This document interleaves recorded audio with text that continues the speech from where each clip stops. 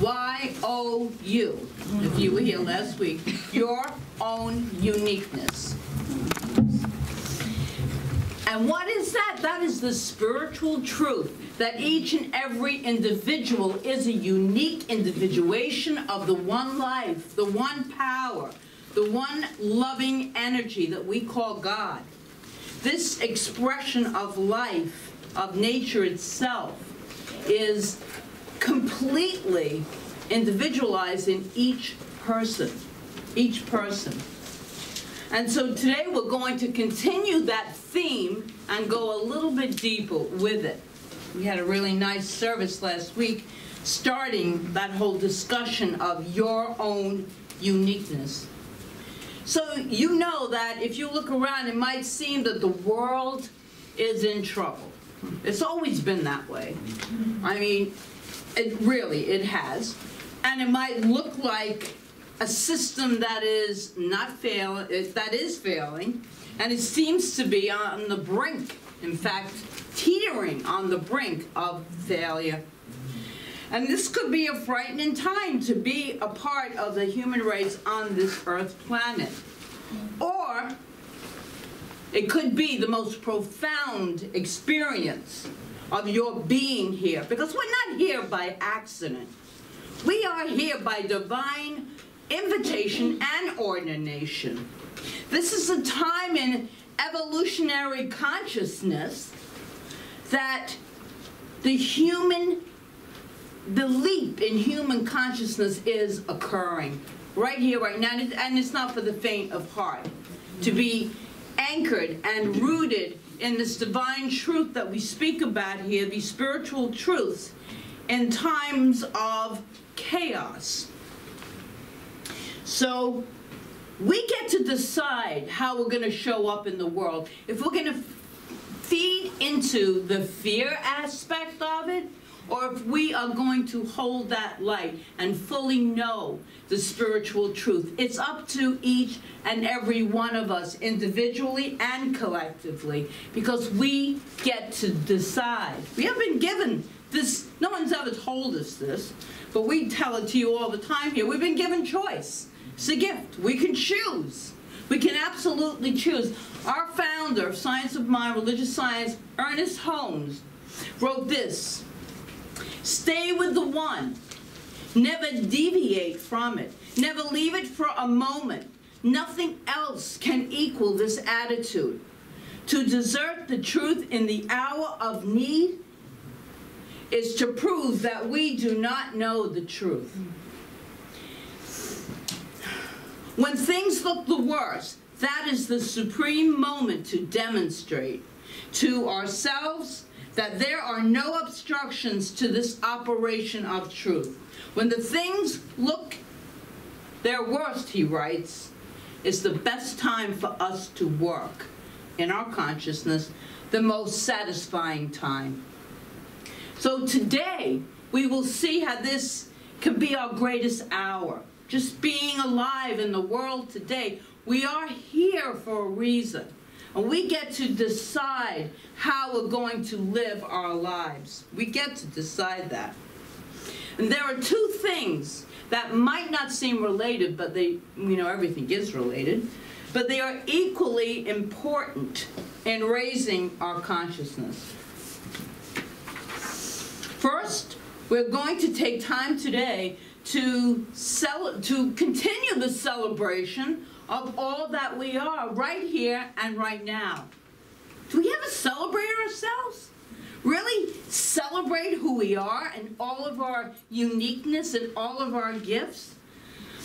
We will be going to explore to a greater degree today how we can take ownership of our lives and the world in which we live.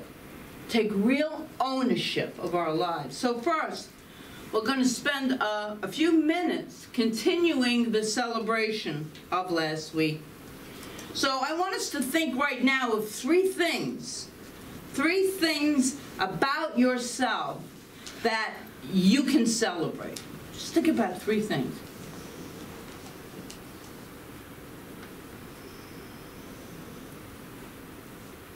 Perhaps you've just reached a goal or a recognition. Perhaps you've created a new experience in your life or adopted an affirmative attitude of living life. Perhaps you've released a fear that had been blocking you previously. Just released it. Or you've forgiven somebody recently, and that could be yourself. There is no right or wrong. There is no big or small. Okay? Not in the universal mind. So not in our lives. So think about those three things about yourself that you have to celebrate this morning. They can be small. They can be big. I spoke last week about journaling your accomplishments in a journal, which we called wins. We did that in foundation class. That's our first class of this teaching. Of having, and you can have this in any journal, to write down your wins for that day, every night. And then, you know, when you go into a slump or not feeling so up and peppy, take that book out and look at the wins. Look at all the stuff that we accomplished that we forget about, and we focus on that one thing that might not have gone our way, or that we think we really screwed up on. That's what we focus on. So I'm saying, let's stop and let's think about what we have within ourselves, the good within us that we can celebrate. Because we have really multifaceted lives. And there's so many different areas where we are so much more than we give ourselves credit for. So one Sunday, a visiting minister gave a long, drawn-out sermon about celebrating all the special moments and experiences in our lives. And during this lengthy talk, he spoke of many things in his life that he had to celebrate, including his college graduation, his ordination, and he just went on and on. Then with the microphone in his hand, he decided to go out and ask the congregants what blessed moments that they could celebrate. So he goes up to one man. "Sir," he cheerfully addressed one gentleman, "can you tell us about a special moment in your life that you would like to celebrate right now?" "Yes," came the quick answer. "The time I went to church and we had a short sermon." That ended his sermon right then. So we're not going to do that today. It's going to be a long one, but it's not going to be drawn out. Not going to be drawn out, okay? We'll try to keep it moving. Because I want us to really take this in. It's so important that we, each and every one of us, appreciate ourselves. And so think back on all the things about yourself that you are celebrating this morning. Did everybody get one or two or three? Yes. Hopefully you did. My guess is that with very few exceptions, though, if any, the things you are celebrating occurred because of two things. Experience is the first one, and second, you opened up. You took ownership of your experience, number one. You owned it. And number two, you opened up and brought in the frequency of the divine energy. You brought God into the whole situation. We try to bring the divine into everything we do. And the more we practice these spiritual teachings of there is only one power, that power is God, is divine, and that power is me right here, right now. And so the more we bring that divinity into each and every situation, the better that situation becomes. Any kind of turmoil seems to calm because we are aligning with our true nature. So let's look a little bit at the idea of taking ownership, complete ownership of our lives, and of bringing God fully into the equation. There's a lot going on, as I said before, in the world today. It's a good testing ground. It seems completely out of our hands. No control over that. We can't do anything about the mortgage, the banking industry, politics, the government. We can't control companies that might be laying off thousands of people. We can't curb the damage being done to our environment every day. Certain actions we can take, but we get into the fear of it because I hear that it's always on the news. All of these things are constantly being pumped into people. So how in the world can I then talk about taking ownership of my life when I cannot control anything that's going on in my life that affects my life? Because it's all out of my hands. Yeah? Right about now, the mind could easily go into fear and blame. Fear and blame. You could be starting to feel like a victim of circumstances and start to point that finger out and blame. Blame each and every circumstance as contributing to our unhappiness.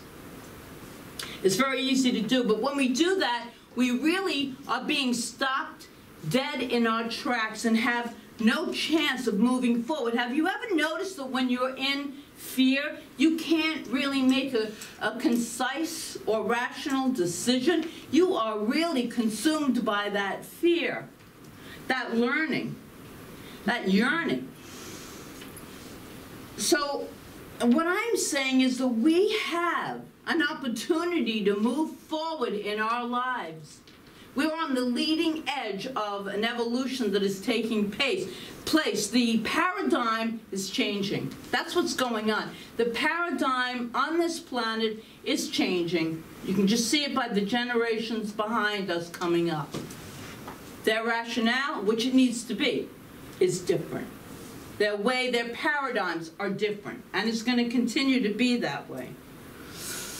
So I remember a time where I took a trip to Las Vegas and I visited the Liberace Museum. Maybe you've seen it.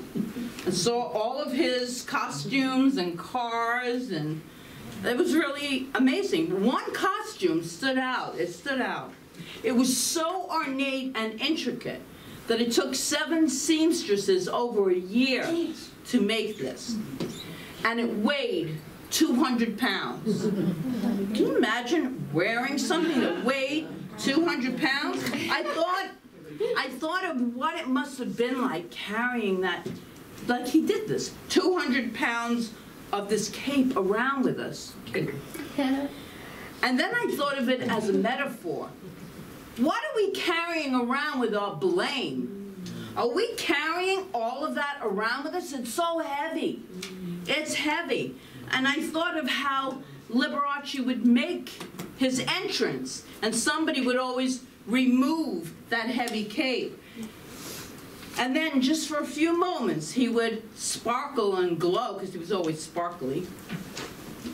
It would literally be lifted off of his shoulders. So this morning, it is my hope, it really is my hope, that we get to a deep level within ourselves that we might not be able to control all the things that are taking place on this planet. But when we blame others, when we do not take 100% ownership of our individual lives and our experiences, it is just like wearing that 200-pound cape. Blaming this one, blaming that one, getting into arguments over everything that's taking place. It's so heavy. It's so heavy. Remember that blaming is futile. It really is. Blaming your surroundings, circumstances, or others is a futile exercise because each and every one of us is responsible for our own experiences. We can't keep blaming everyone else, because when I see that constantly happening, it's like we're creating more situations for us to blame and have unhappiness. We're contributing to the very thing we do not want to experience in our lives. That's what I'm saying. We get to choose. And I love this idea of looking at the word responsibility as able to respond. We are always able to respond, because sometimes we don't like that word responsibility.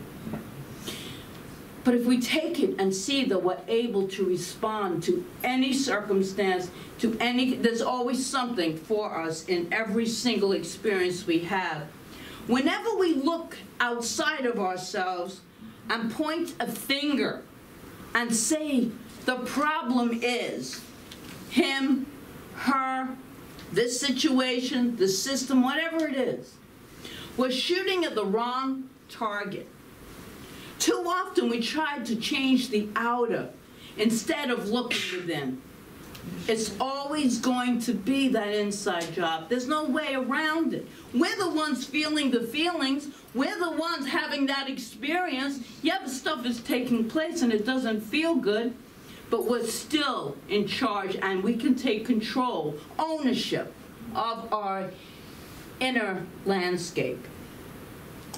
Gary Zukav, in his book, Soul Stories, talks, I like this illustration, talks about how each of our lives can be likened to a movie. We are not only the stars of the movie, but we are the screenwriters as well, getting to decide the plot. Think about this, the outcome. What kind of movie are you writing? How do you want the main character to develop? Where is your movie heading? How do you want it to end? Are you working in harmony with the executive producer, God? Do you listen to the director? That would be your higher self. Or are you listening to other cast members? That would be the collective consciousness, which we all live in. And if you've studied anything science of mind, you understand that. And Freud also talked about the subjective unconscious. Are we listening to that? Blame is the result of invalid thinking. Invalid thinking arises from the collective consciousness. It arises from that, and it is rarely ever rooted in reality. We don't really know what's going on, do we? We really don't. We have no control over that, but we do have control over ourselves. That's what I want us to take and celebrate and just honor the fact that we can arrive at a place without giving up anything of our integrity. That doesn't mean that we're doormats. It means that we're standing in our truth. But we know what our truth is. And that enables us to become empowered beings. That's what it does. So here's our job: to nurture and develop and embody and embrace a reverence and awe for all the good that is positively unfolding everywhere, including right where we are, because we don't hear about that. There's good that is always taking place. We do it here every Sunday. This is good taking place here, and it's taking place in a lot of situations I go to. Even picking up my grandsons on Mondays. There's so much good, so much joy that I feel because I choose to. I choose to live a life where I can appreciate what's going on and be there, an anchor of, as best I can, truth. Right here in the midst of what looks and feels like, and it does, complete insanity in this world, and it can sometimes feel that way, folks are starting to feel compassion. See a waking up of compassion in people that's taking place that maybe wasn't there previously.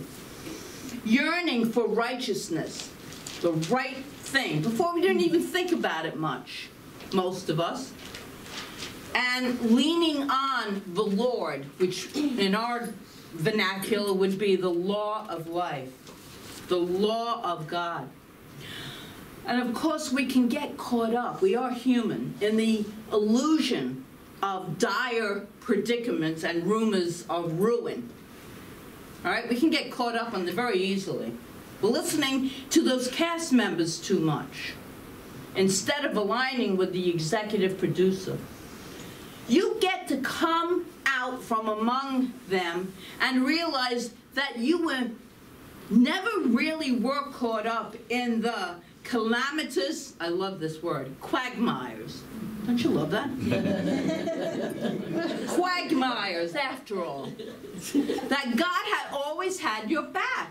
That divine, universal being, loving. That's why meditation's so important, so that we can come in contact with something other than ourselves, the higher power, the infinite loving energy of God itself. And it's always there present for us. There was a story in National Geographic magazine many years ago that I never forgot because it really hit something. And it sticks with me as a metaphor for what happens when we align with spirit. Firefighters, after battling a major forest fire, finally the fire was out, and they were walking through the ashes to make sure there were no more embers burning. And all of a sudden, they came across this charred remains of a bird on the ground, wing fully spread out to the capacity. And one of the firefighters gently, with his boot, just lifted the bird up. And underneath were all these baby birds, and they were alive. They were healthy baby birds. They had survived under the wing of this protective mother. And they didn't burn in that raging fire. A perfect example of God's creative nature is it spreads its wing to protect us, to guide us all of the time if we really, really get in touch with it. It's written in the scriptures, Psalm 91. He shall cover you with his feathers, and under his wings you shall take refuge. His truth shall be your shield. Yes. We want to deepen into this knowing. We want to deepen into this, because this is true safety, if you will. Truly feeling connected in the oneness. The Upanishad, in the Upanishads, the sacred Hindu text, is written, one's own thought is one's own world. What a person thinks is what he becomes. Oh, what a person thinks is what he becomes. What a wake-up call. That is the eternal mystery. If one dwells on the Supreme Self, one will experience undying happiness. The more we turn to the higher power, to the God of our understanding, whatever we want to call God, the more we bring this divine energy into our lives, really live with it, the happier we will be. And so, more importantly, turn your attention away from blame to a loving presence within. Here you will find the centeredness, the solace, the learning and the solution, just by placing your attention on inner emotions rather than blaming others. Turn within. All those qualities we are seeking are there. We hear that all the time. What does it really mean? Oh, what you want is already there. Because every quality of divinity, the peace, the love, the joy, the prosperity are already within us. But if we don't go inward, we don't know that. And we allow our lives to be controlled by the fear that is being propagated everywhere we turn. Just by sitting with your attention on your inner emotions rather than blaming others, the love you activate then for yourself will start to spread out naturally. That's what occurs. If you've ever been around a truly peaceful person, an enlightened being. If you've ever truly been around them long enough, you can feel that energy. And that's because that person has done the work within themselves. It will radiate. And you will continue your journey and see it as a sacred quest. Soon there will be, where there was once blame, it would be replaced by that peace, that love that's within us. Think of someone or something that you have blamed. I'm sure some of you don't have anyone. Yeah. Or think of the fear that you have right now and realize that the fear is coming from the place of placing more trust in the outside world than going within and truly connecting with our indwelling self that knows we are powerful beings, that we are creative beings. And so, my friends, moving, it's your move. It's your choice. It's always going to be your choice. You can choose to blame the outside situations or circumstances and be a part of the problem. You're giving more energy to that which you do not want to experience. Or you can choose to celebrate the presence of the divine in your life. And you are. That's your eternal self. You are that. You are that peace. You are that love. You are that limitless potentiality. You are all of that. The choice is always going to be ours. So let me leave you with an example of someone who had the perfect combination of celebration and ownership. There once was a woman who woke up one morning and looked in the mirror. She noticed that she only had 3 hairs on her head. Well, she said, I think I'll braid my hair today. So she did, and she had a wonderful day. The next day she woke up and there were only 2 hairs left in her head. And she said, I think I'll part my hair down the middle today. And she went out and celebrated life and had a really fun day. 3rd day, she wakes up with 1 hair in her head. Today's the day for a ponytail. And she put that little hair right in a ponytail, and off she went and celebrated life and had a great day. And the next day she woke up and there was no hair on her head. And she was so excited. Today I don't have to fix my hair. And she went out.